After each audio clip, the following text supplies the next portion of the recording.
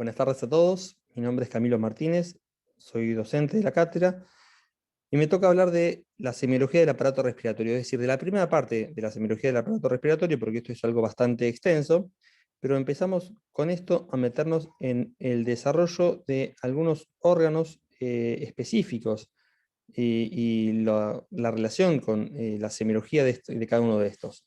Vamos a empezar, como dije, como el aparato respiratorio. Y a mí me toca hablar de los motivos de consulta, la inspección y la palpación.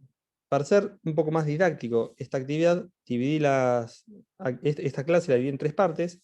Ahora vamos a hablar de motivos de consulta y después voy a adjuntar un video que es la clase de la inspección y otro de la palpación. Esto fundamentalmente por el hecho de que en estos últimos dos eh, secciones vamos a ejemplificarlo con algunos videos y algunos conceptos importantes a la hora del examen físico de los pacientes.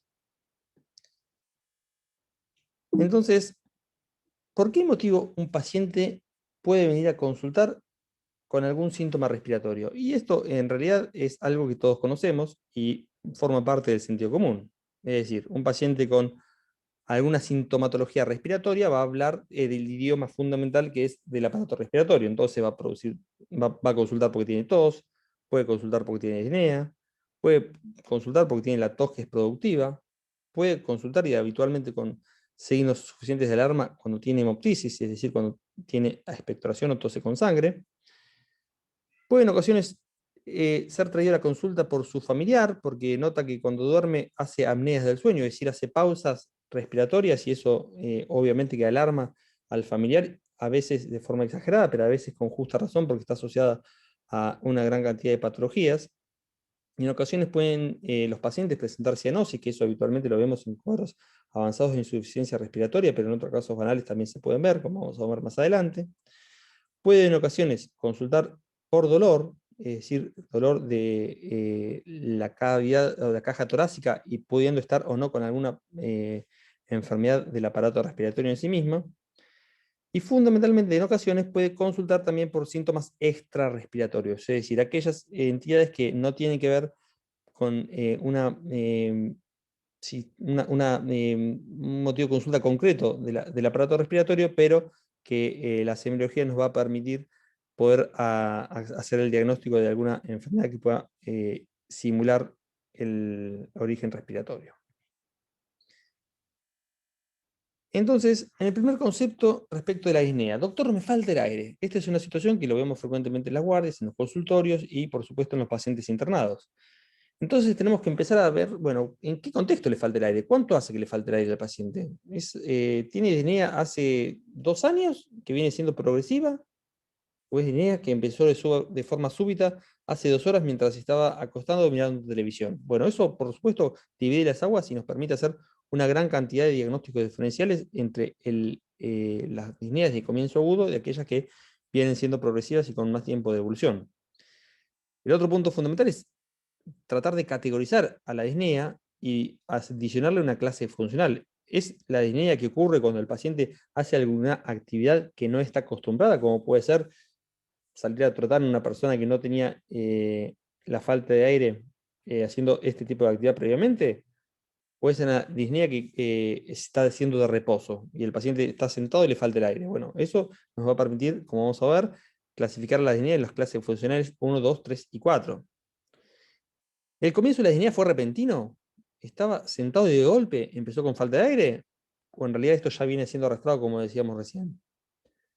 Y adicionalmente a esto, hay que preguntar si el paciente tiene algún otro síntoma, por ejemplo, asociar un proceso infeccioso, si tiene fiebre, si tiene tos, si tiene dolor, si ese dolor atenúa o no con algún movimiento o se exacerba con la respiración.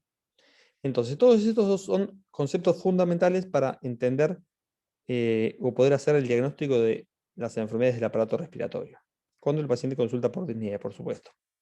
Y cuando nosotros hablamos de disnea, habitualmente estamos enfocados y solemos pensar en primera instancia, y con justa razón, en que el problema está originalmente en el pulmón, originalmente en el pulmón. En ocasiones esto no es así. El paciente puede tener disnea, por ejemplo, porque tiene alguna insuficiencia cardíaca o alguna enfermedad cardiovascular como la insuficiencia cardíaca, y eso indudablemente también es un punto que nos suele llamar la atención y es lo que solemos pensar ante un paciente que consulta por disnea, pero no hay que olvidar que hay otras causas de disnea y que no tienen que ver ni el aparato cardiovascular ni el aparato respiratorio, como puede ser la disnea de origen abdominal. Imagínense ustedes que no es lo mismo para una persona delgada que puede descender adecuadamente el diafragma sin ningún problema al momento de la inspiración, que una persona con una obesidad mórbida, donde esa dificultad impide el normal desarrollo del desenvolvimiento de los músculos respiratorios, en este caso el diafragma. Al no poder bajar, obviamente que el paciente no va a poder respirar adecuadamente y no va a poder hacer una buena ampliación de las bases. De la misma manera, la paciente embarazada en estadio de término generalmente también tiene dificultades respiratorias. Desde el punto de vista clínico, es frecuente que los pacientes con un síndrome ascítico edematoso, sobre todo cuando la ascitis está a tensión, que también impida el normal desarrollo del músculo respiratorio, en este caso el diafragma, y eso suele generar disnea también. Entonces, las causas abdominales de disnea son generalmente vinculadas a una cuestión anatómica y estructural que impide el normal funcionamiento de los músculos respiratorios, puntualmente del diafragma. La disnea de clase metabólica, de tipo metabólica, es aquella que ocurre frecuentemente cuando el paciente requiere aumentar la velocidad y la frecuencia respiratoria con la finalidad de lavar el exceso de dióxido de carbono y de esta manera poder compensar el exceso de ácidos que se producen. Entonces es característico, por ejemplo, de un paciente con una cetoacidosis diabética que tiene el pH disminuido, que tiene el bicarbonato bajo, que el organismo tiende a compensar eso tratando de eliminar dióxido de carbono. Entonces respira de forma profunda y rápida con la finalidad de producir este efecto. Las causas neurológicas de disnea se vinculan fundamentalmente con el normal contracción y movimiento de los músculos respiratorios. Entonces, un paciente con una enfermedad neurológica avanzada, como puede ser, por ejemplo, una esclerosis lateral amiotrófica, que impide la buena contracción y la utilización de los músculos accesorios respiratorios, bueno, eso es una causa también que podemos desarrollar o vincular la disnea. Las causas hematológicas de disnea también son frecuentes, fundamentalmente los pacientes con una anemia severa, que al tener menor cantidad de hemoglobina para transportar el oxígeno, funciona como tal el hecho de no tener oxígeno. Entonces el paciente está disnéico, hace 5 pasos, 6 pasos o más y se pone disnéico. Entonces esto es otro punto que también tenemos que tener en cuenta.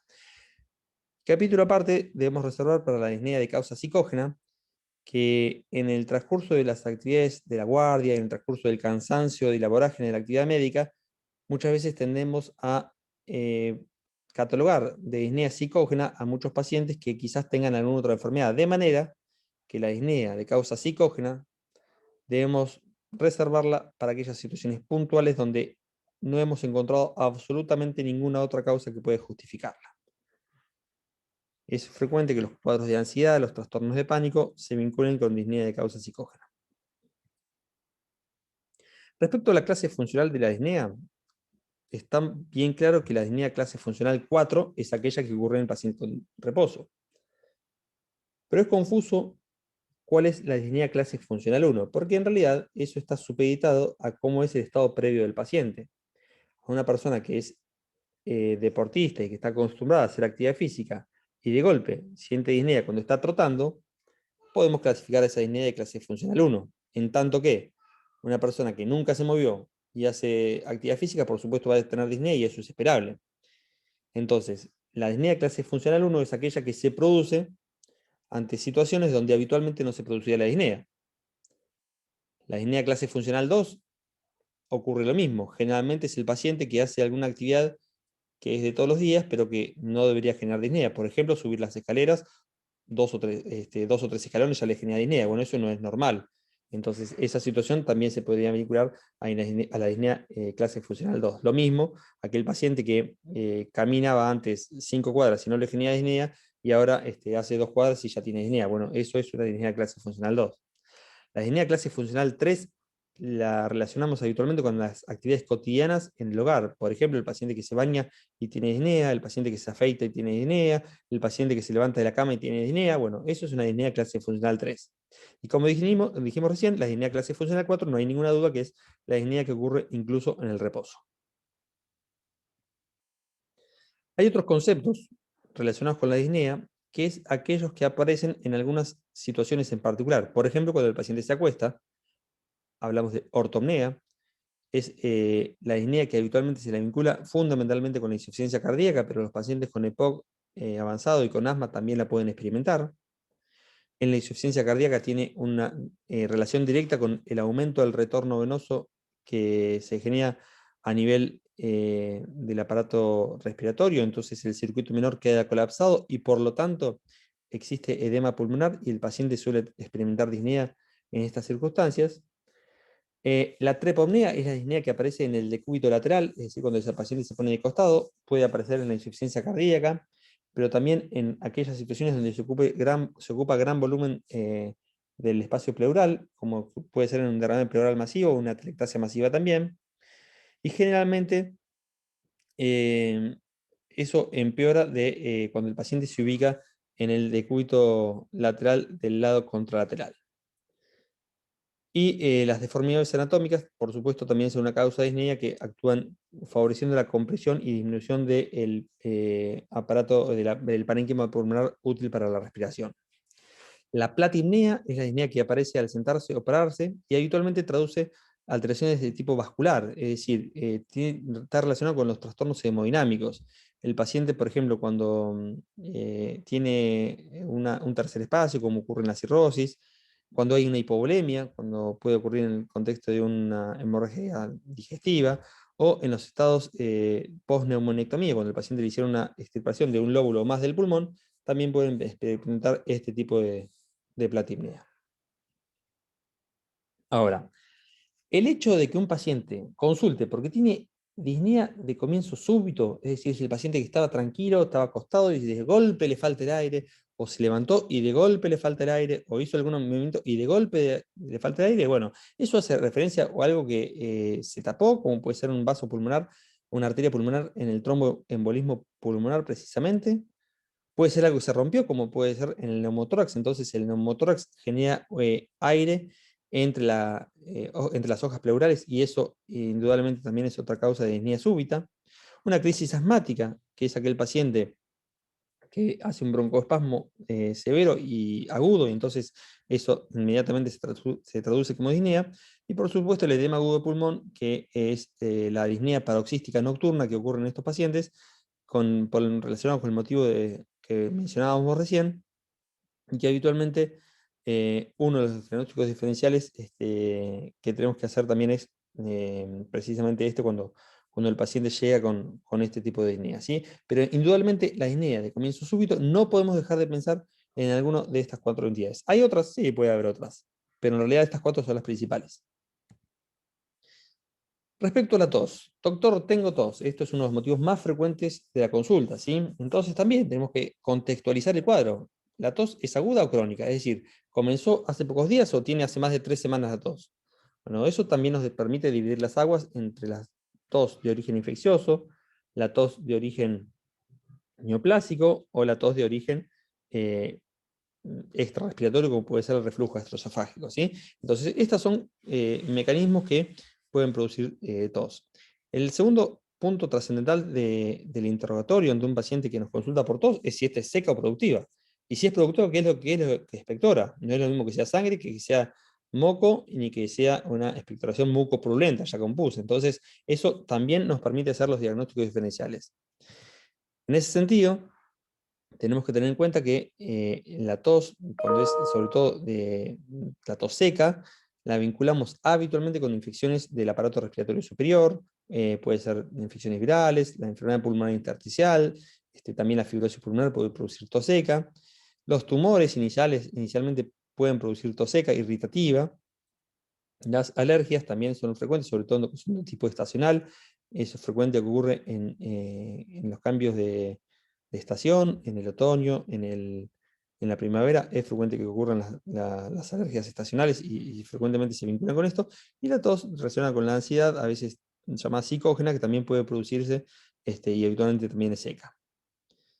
Cuando el cuadro es más crónico y ya se acompaña, no es una tos seca, sino que se acompaña de algún tipo de expectoración, lo tenemos que vincular a las bronquiectasias, que son pequeñas dilataciones que tienen algunos pacientes a nivel del bronquio. Habitualmente las bronquiectasias pueden ser secundarias a algún proceso infeccioso crónico. Es frecuente también que los pacientes con EPOC tengan bronquiectasias y algunas veces son de origen primario y en este caso los pacientes tienen esto desde toda su vida y esto es un problema porque habitualmente las bronquiectasias son sitios frecuentes de infección. Entonces, no solamente se produce el acúmulo de secreciones que favorece la tos, sino que además estas se suelen sobreinfectar. La bronquitis crónica es otra causa que genera tos habitualmente con una expectoración blanquecina, habitualmente ocurre esto a la mañana y tiene vínculo directo con la actividad de las células caliciformes que están hipertrofiadas y además con aumento de la secreción bronquial. Los abscesos, las neumonías bacterianas y la tuberculosis también son causas de tos crónica productiva. Esta última, la tuberculosis, es frecuente que se asocie también a hemoptisis. Las sibilancias suelen producir broncoespasmo y eso habitualmente es una causa de tos, como veremos más adelante. Y después la tos que se dice el croup, que es la tos habitualmente que algunas enfermedades la producen, antes mucho más frecuentes, como el coqueluche, que producían tos de forma espasmódica y frecuente y muy difícil de erradicar. A veces, sobre todo cuando el paciente se queja de tos a la noche, tiene relación con el goteo postnasal, como veremos después. En ocasiones, por el reflujo gastroesofágico u otras enfermedades neuromusculares también le pueden producir tos al comer o al beber. Es un paciente generalmente anciano o que tuvo algún problema, un accidente cerebrovascular, por ejemplo. Entonces, los músculos respiratorios no pueden producir un adecuado funcionamiento del orden adecuado de la deglución, y eso es alteración de la concatenación de la actividad muscular para deglutir, genera esta incoordinación que hace que parte del contenido alimenticio del líquido pase a la vía respiratoria y por supuesto genera tos. Bien. Eh, Más allá de lo desagradable que puede ser la imagen, es importante diferenciar cuando un paciente nos consulta por tos y que ésta es productiva, qué tipo de esputo tiene el paciente. No es lo mismo que veamos, como vemos en la imagen de la izquierda, el esputo de aspecto blanquecino, sin signos de infección evidente, que lo que vemos en la imagen de la derecha, donde la secreción es más mucopurulenta, de aspecto verdoso, y que indudablemente lo tenemos que vincular a la sobreinfección de estas secreciones, ¿sí? Este esputo mucopurulento de frecuente vemos en las infecciones del tracto respiratorio superior, en las infecciones del tracto respiratorio inferior, también en las neumonías, por ejemplo. En este último caso, puede ocurrir incluso que haya un esputo de tipo herrumbroso, es decir, con una coloración más amarronada, ocre, que es bien frecuente de los pacientes con neumonía. Este esputo, en cambio, que es habitualmente no infectado, si uno no lo resuelve en los primeros días, funciona como un caldo de cultivo y es cuestión de tiempo que pase a estar solo infectado como este otro que vemos en la imagen de la derecha. Esta es una situación que seguramente cualquiera de ustedes la ha vivido, la ha experimentado y es extremadamente incómoda. Cuando a ustedes les ha pasado, tienen tos a la noche y eso no lo deja dormir y es insoportable. Doctor, cada vez que intento acostarme comienzo con tos. Eso es un motivo de consulta frecuente en los pacientes y indudablemente en esos tenemos que pensar en tres entidades fundamentales. Una de ellas es que el paciente tenga una infección del tracto respiratorio superior o simplemente una rinitis, y eso hace que las secreciones que habitualmente se producen y cuando estamos en posición supina, es decir, cuando estamos parados, las secreciones pueden ser eliminadas por las fosas nasales. Cuando el paciente se acuesta, esa posición cambia y todas esas secreciones que antes se eliminaban por las fosas nasales tienden a caer en el espacio postnasal y entonces se produce un goteo postnasal que pasa por el velo del paladar y termina irritando la epiglotis y eso por supuesto genera tos. Y es una tos bastante molesta, es la tos que habitualmente ocurre cuando nos vamos a acostar y estamos con una rinitis o estamos resfriados y es muy, muy molesto realmente. Algunos pacientes que se quejan de tos a la noche, y esto también es frecuente, sobre todo en aquellos pacientes que tienen una alimentación desordenada, o que son obesos, o que están acostumbrados a comer e inmediatamente a irse a dormir, o aquellos pacientes que tienen un alto consumo de mate, café, picantes, dulces, menta, alcohol. Todas esas cosas favorecen el reflujo gastroesofágico, ya sea por aumentar la cantidad de ácido que se produce en el estómago o por disminuir la tonicidad del esfínter esofágico inferior. En cualquiera de estas circunstancias, y por supuesto los pacientes con una hernia de hiatus que tienen parte del estómago que pasa a la cavidad torácica, hace que eso tampoco funcione. En esos pacientes, de los que comentaba recién, es muy frecuente que se produzca el reflujo. Y el reflujo, si bien lo pueden tener estando sentados o parados también, suele exacerbarse y de forma marcada cuando el paciente se acuesta. Y en ese contexto, lo que ocurre es que al producirse, por una cuestión de gravedad, la mayor facilidad para el pase del contenido gástrico hacia el esófago, aumenta el reflujo, porque esto también termina irritando la vía respiratoria, la laringe, la epiglotis, y eso genera tos. Entonces, es frecuente que estos pacientes además consulten por disfonía y que les pongan tratamiento de TOP y no mejoren. Bueno, esta es una situación que tenemos que tener muy en cuenta cuando un paciente nos consulta porque tiene tos a la noche.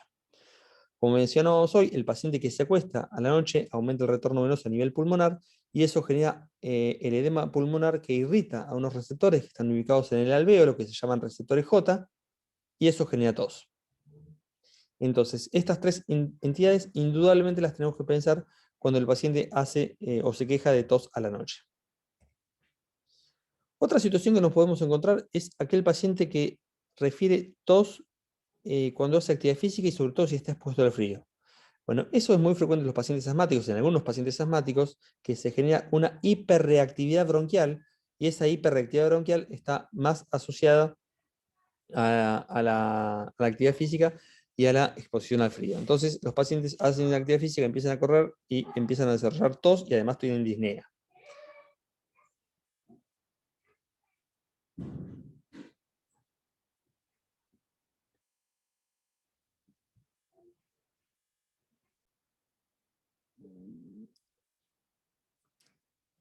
Otra situación que podemos encontrar frecuente en las consultas es el paciente fumador que se queja de que tiene tos a la mañana. Y esto es especialmente relacionado con los pacientes que tienen ya una bronquitis crónica instalada, cuando tienen muchos años de fumador.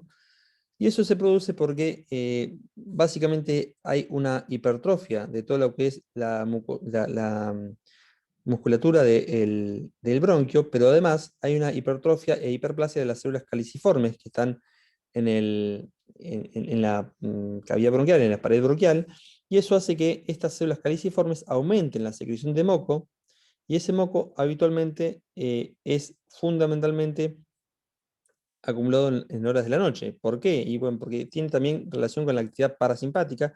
Las células caliciformes tienen más actividad durante la noche, lo mismo que el sistema nervioso parasimpático, y eso hace que haya mayor secreción en este horario y habitualmente el paciente se levanta con mucha tos a la mañana. Y en ocasiones los pacientes se quejan en la consulta porque dicen, doctor, usted me dijo que tenía que dejar de fumar, yo dejé de fumar y ahora no solamente tengo tos a la mañana, sino tengo tos a la mañana, a la tarde y a la noche. Es decir, me siento peor de lo que me sentía antes de dejar de fumar. Y entonces, claro, la tentación del paciente quizás sea, no, no, discúlpeme, vuelve a fumar. Y claramente esa no tiene que ser la respuesta. ¿Por qué? Y porque en realidad el paciente cuando fuma tiene una inhibición de la actividad ciliar de la pared bronquial. Y esta inactividad de los cilios que se produce en el paciente tabaquista recupera su función cuando el paciente deja de fumar. Y todas las secreciones que fue acumulando durante este tiempo suelen activarse y suelen ser expulsadas por los cilios, y es natural que los primeros meses después de haber dejado de fumar el paciente tenga más tos. Por supuesto que esto no ocurre siempre, pero es una de las causas que puede generar aumento de tos en el paciente que dejó de fumar recientemente. Una situación importante también y que suele llevar al paciente a la consulta de inmediato es cuando el paciente, doctor, tosí con sangre. Y ahí tenemos diferentes formas de expresar este síntoma. Porque a veces el paciente tiene un esputo hemoptoico, como vemos en este sector, donde vemos hilitos de sangre que están junto con la secreción que expulsó el paciente, y en otras ya vemos la expulsión de un coágulo de sangre, a veces acompañado de lo que llamamos vómica, que es la expulsión de grandes cantidades de líquido o sólido del aparato respiratorio. Y entonces, en este contexto, el paciente y a los médicos nos tiene que preocupar igual. Ahora bien, es frecuente que el sangrado que ocurre en un esputo hemoptódico no tenga siempre una gravedad importante, sino que a veces se vincula con el mecanismo de la tos, de la irritación bronquial, la misma lesión que se produce cuando el paciente tose de forma crónica, bueno, y eso hace que a veces haya un poquito de hilito de sangre. Por supuesto que no podemos subestimar esto, hay que darle trascendencia porque a veces los pacientes con esputo hemoptódico pueden también tener, entre otras cosas, un cáncer de pulmón, pero muchas veces cuando el esputo tiene la mayor cantidad de moco y secreciones no sanguíneas, no suelen tener más que vínculo con la actividad bronquial que les comentaba recién. En tanto que los pacientes con hemoptisis masiva, ya cuando tienen coágulos de sangre, esto inexorablemente es algo grave, esto no le podemos quitar importancia, e indudablemente lo primero que tenemos que pensar en las enfermedades que habitualmente producen hemoptisis. Y por supuesto que no podemos dejar de pensar en un paciente con un cáncer de pulmón, no podemos dejar de pensar en un paciente con tuberculosis, sobre todo en nuestro medio. No podemos dejar de pensar que el paciente, sobre todo si se asocia a disnea y esta fue súbita, que haya estado con un tromboembolismo pulmonar. Y por supuesto hay causas menos frecuentes, pero estas son las trascendentales. A veces hay que saber diferenciar cuando el paciente tiene hemoptisis y cuando el paciente tiene hematemesis. Y ustedes se pueden preguntar, bueno, pero ¿qué tiene que ver una cosa con la otra si en realidad son dos conceptos absolutamente distintos? Y eso es correcto. Lo que pasa que a veces el paciente que tenga hemoptisis no puede eliminar las secreciones respiratorias adecuadamente y esas secreciones las deglute y van a parar a a la cavidad gástrica. De la misma forma, en ocasiones el paciente que tiene hematemesis, es decir, vómitos con sangre, no puede eliminar adecuadamente ese contenido, o bien elimina una parte y la otra no, y a veces se broncoaspira y eso va a a la cavidad bronquial. Y eso, por supuesto, genera tos. Entonces el paciente después tos y tose sangre. Bueno, entonces, ¿qué le pasa al paciente? No, en realidad no dejó de tener hematemesis en este último caso ni hemoptisis en el primero. Lo que pasa es que a veces se confunden. Entonces, para evitar esta confusión, nosotros tenemos que estar atentos a hacer los diagnósticos diferenciales entre uno y otro. Entonces, una cosa fundamental es que el pródromo, es decir, los síntomas que el paciente tiene antes de desarrollar la hemoptisis o la hematemesis, en el caso de la hemoptisis, por supuesto, va a ser la tos, y en el caso de la hematemesis va a ser las náuseas y el vómito. Habitualmente el paciente con hemoptisis tiene la historia pasada de posible historial de enfermedad cardiopulmonar, es decir, alguna enfermedad crónica ya conocida en ocasiones, y este otro en ocasiones alguna enfermedad gastrointestinal conocida. Esto no siempre es así, pero si el paciente, por ejemplo, tiene hematemesis y tiene antecedente de varices esofágicas, vamos a pensar que va a tener hematemesis y no hemoptisis. En cambio, si el paciente tiene antecedentes de una tuberculosis que no está en tratamiento, vamos a empezar que esto va a ser más hemoptisis que hematemesis. Pero insisto que esto no, a veces no es tan exacto y no es tan fácil de diferenciar.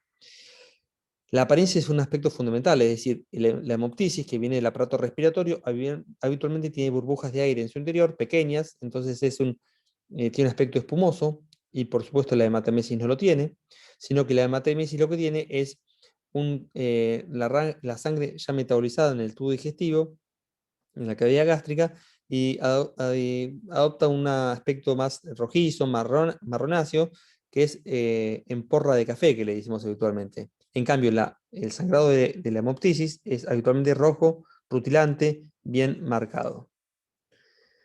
Y los síntomas asociados, por supuesto, en el caso de la hemoptisis, generalmente tienen disnea, y en el caso de la hematemesis, habitualmente pueden tener náuseas. Estos son algunos puntos que permiten hacer el diagnóstico diferencial entre estas dos circunstancias médicas que solemos ver en la práctica diaria. ¿Puede el paciente con alguna patología respiratoria generar dolor? O mejor dicho, ¿puede el paciente con una patología pulmonar desarrollar dolor? Bueno, es importante recordar que el pulmón no tiene inervación terminales nerviosas del dolor, pero la estructura que lo rodea, fundamentalmente las pleuras, tienen una inervación y muy rica. De manera que cuando el pulmón tiene una lesión con vínculo cercano a la pleura, va a generar dolor, y por supuesto cuando ésta se ocasiona o se genera fundamentalmente en la pleura, va a tener dolor, ¿sí? Entonces son pacientes que habitualmente dicen, doctor, cuando respiro siento que me están clavando algo. Bueno, eso es algo bastante frecuente que ahora vamos a ver. O si no, el otro paciente que se queja de hace 2 meses que le duele el hombro y no le han encontrado nada y después termina teniendo un cáncer de pulmón, como ahora veremos. Entonces, es característico de los pacientes con dolor en puntada de costado, cuando respiren, la fricción que genera el deslizamiento de la hoja parietal y de la hoja visceral de la pleura una sobre otra, eso genera, cuando la pleura está inflamada, genera mucho dolor. Y se traduce con un dolor muy exquisito, puntual, que el paciente refiere como si le estuvieran clavando o pinchando con algo, ¿sí? Respira profundo y le corta la respiración por lo que duele, ¿sí? Eso se llama dolor en puntada de costado, esto frecuentemente que ocurre en las pleuritis, y hay que tener cuidado con este concepto porque cuando el paciente de golpe deja de tener dolor, no siempre eso se vincula a que el paciente esté mejorando. A veces las pleuritis anteceden al desarrollo de líquido pleural, entonces el derrame pleural separa ambas hojas, parietal y visceral, de esta pleura, y eso hace que ya no friccionen una sobre otra y el paciente deja de tener dolor por eso. Entonces, no siempre que el paciente deja de tener dolor, lo podemos vincular a una mejoría clínica. Es frecuente que los pacientes ancianos, sobre todo cuando presenten alguna neumonía, fundamentalmente cuando son de compromiso de las bases del pulmón, se presenten con dolor abdominal. Y no hay que dejar de prestar atención a este concepto porque el abdomen siempre se debe empezar a realizar por el tórax. No es la primera vez que se termina operando un paciente que no tiene una enfermedad digestiva concreta y en realidad lo que tiene era un agudo médico, en este caso, por ejemplo, una neumonía, que nada tiene que ver con el abdomen. Entonces es fundamental prestar atención, sobre todo en los adultos mayores, a este concepto. Como les comentaba hoy, la omalgia, es decir, el dolor en el hombro, habitualmente puede presentarse en los pacientes que toman una cosa que se llama el tumor de Pancoas, que es el cáncer de pulmón que ocasiona en los vértices pulmonares y que por la localización suele tener un compromiso del plexo braquial y al infiltrar el plexo braquial genera dolor muy intenso, que el paciente puede ser examinado por 1000 traumatólogos que no le van a encontrar nada en el hombro en sí mismo, pero sí en el plexo braquial, y eso genera mucho dolor. Entonces, ante cualquier paciente, sobre todo si es fumador o si es añoso, y tiene dolor en el hombro de causa no definida, no dejemos de pensar que ese paciente puede tener un cáncer de pulmón y hay que hacerle un estudio de imágenes para quedarnos tranquilos y descartarlos.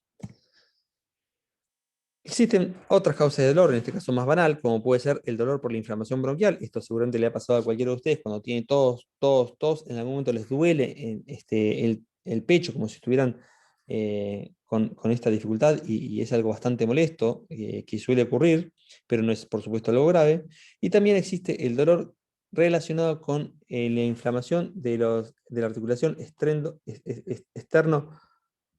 condroesternal, y eso se vincula muchas veces con una posición incómoda al dormir, o cuando el paciente levanta mucho peso, o cuando el paciente hizo algún esfuerzo inadecuado. Bueno, eso es un dolor bastante importante, molesto, difícil de tratar, dura habitualmente mucho tiempo, porque imagínense que cualquier dolor que ustedes tengan en la rodilla, en el codo, en cualquier sector, el sentido común indica que deben hacer reposo y ponerse hielo. Acá se pueden poner hielo a nivel del tórax, pero en realidad nunca pueden hacer reposo porque para respirar requieren la utilidad de la musculatura y del esqueleto. Entonces, eso hace que el paciente con este tipo de dolor, que tiene un signo muy característico cuando nosotros comprimimos este sector en la articulación condroesternal, se llama síndrome de Tietze o signo de Tietze, entonces el paciente reproduce el dolor en esas circunstancias, ¿sí? No es algo grave, pero es algo extremadamente incómodo y muchas veces difícil de tratar. Para modo de repaso, en realidad, el dolor abdominal que les comentaba recién en la neumonía de la base del pulmón, más frecuente en ancianos, la omalgia por tumor del vértice pulmonar, eso tiene relación con la infiltración del plexo braquial, el dolor lumbar y en puntada de costado, que se puede ver en la inflamación pleural, que tiene que ver o tiene relación directa con la fricción del deslizamiento de ambas hojas pleurales que se produce al respirar. Si bien un paciente no va a consultar, doctor, tengo cianosis, sí puede consultar por algunas circunstancias que lo alarman. Quizás le pasó a alguno de ustedes, cuando se exponen al frío y ven que los dedos se ponen de color azul. Esta situación habitualmente cuando el paciente nos refiere que se le produce, cuando se pone al frío, cuando se lava las manos.